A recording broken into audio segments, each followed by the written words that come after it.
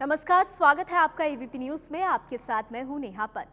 हिंदी के बड़े साहित्यकार और आलोचक विजय बहादुर सिंह ने कहा है कि हिंदी का सरकारीकरण हो गया है। हिंदी कठिन नहीं, सरल होनी चाहिए और लोगों के करीब होनी चाहिए। विजय बहादुर सिंह से ये बातचीत दिखाने से पहले हम आपको याद दिला दें कि 14 सितंबर को रात 8 बजे हिंदी उत्सव आप जरूर देखिएगा, सिर्फ एबीपी न्यूज पर। युवाओं के लिए रोजगार से लेकर विदेश नीति में हिंदी की क्या स्थिति है और डिजिटल इंडिया में किस तरह से हिंदी का अपना महत्व होगा, इस बात को लेकर के हम बात कर रहे हैं विजय बहादुर सिंह जी से। सर, किस तरह से हिंदी का प्रसार और विस्तार होगा? देखिए, कोई भी भाषा जो है वो कई स्तरों पर विकसित और प्रसारित होती है। पहली बात तो हिंदी का साहित्य अगर हम बहुत समृद्ध मान भी लें तो ज्ञान विज्ञान की भाषा, समाज विज्ञान की भाषा, इतिहास की भाषा में अभी हिंदी का कोई बहुत प्रवेश नहीं है, जो कि एक सबसे बड़ी चुनौती है और उसे सरकारें नहीं करती। हिंदी में काम करने वाले, सोचने वाले, लिखने वाले लेखकों का समाज करता है, उसकी जरूरत तो है, लेकिन सरकार इतना काम कर सकती है कि उनका पोषण करे, उनको अपना समर्थन दे। लेकिन सरकार को तो स्वयं सेवक संघ की नीतियों से बाहर जाना ही नहीं। जैसे कि एक उदाहरण ले लीजिए कि उनको उर्दू से ही बड़ी परेशानी है। क्यों परेशानी है? क्योंकि उर्दू के बगैर हिंदी बनेगी नहीं। अभी जो अंग्रेजी घुसी चली आ रही अनावश्यक तौर पर, जो आवश्यक तौर पर आ गई है, लोगों में घुल मिल गई है, वो तो अपनी जगह है, वो तो चलेगी। लेकिन जो आप जबरदस्ती उसको घुसवा रहे हैं, जब आप डिजिटल इंडिया की बात खुद प्रधानमंत्री कर रहा है तो उससे पूछा जाना चाहिए कि अगर उसको हिंदी में ये बात कहनी हो तो क्या कहेगा वो, ठीक है ना? तो इसलिए मेरा ये कहना है। एक दूसरी बात, यहां जो स्कूलिंग सिस्टम है वो पूरी तरह से हिंदी विरोधी है। जो यहाँ का नौकरशाह है, जो वीआईपी है, जो ये तमाम लोग, ये सब भीतर से हिंदी विरोधी हैं।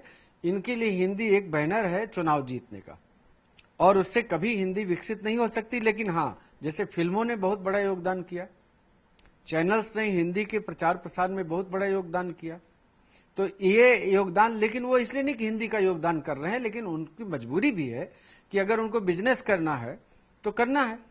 लेकिन आप देखिए, आप जाइए दवा खरीदने, आपको पता नहीं लगेगा कि जो दवा है उसके इंग्रेडिएंट्स अगर आप पढ़ना चाहें तो आपको समझ में नहीं आएगा।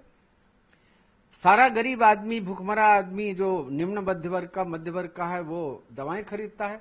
इन्होंने क्या दवाओं वालों से कहा कि हिंदी में लिखिए? तो बेसिक काम तो इन्होंने किया नहीं कोई, और इनका ही केवल काम नहीं, ये शुरू से नहीं किया गया।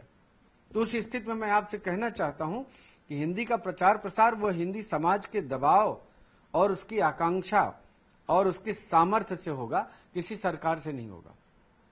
सरकार की क्या मुख्य भूमिका होनी चाहिए जो वो नहीं निभा पा रही? सरकार की मुख्य भूमिका होनी चाहिए कि जितने भी स्रोत हैं और जितने भी साधन हैं, उन सारे साधनों के पीठ के पीछे खड़ी हो, उसको अपना समर्थन दे।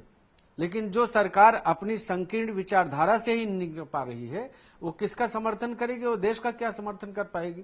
एक तरफ गांधी की बात करते हैं ये लोग, किसान की बात करते हैं, लेकिन उनके आचरण देखिए, एक दिन में खुद ही 10 बार कपड़े बदलते हैं। क्या गांधी 10 बार कपड़े बदलते थे?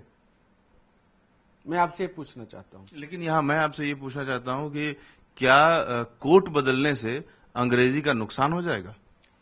प्रश्न कोट बदलने का नहीं है, प्रश्न मानसिकता का है कि आप जनता के प्रति समर्पित नेता हैं या जनता को बेवकूफ बनाने की कोशिश कर रहे हैं।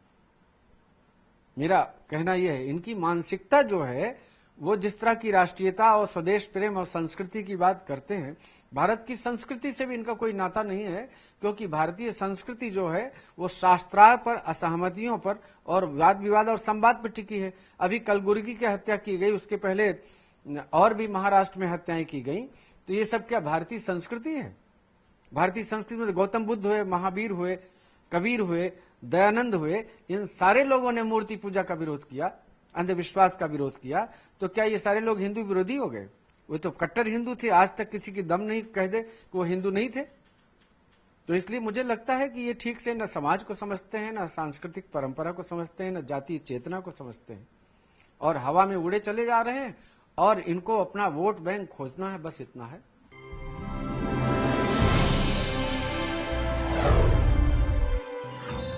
दिल्ली सरकार व एबीपी न्यूज प्रस्तुत करते हैं हिंदी उत्सव।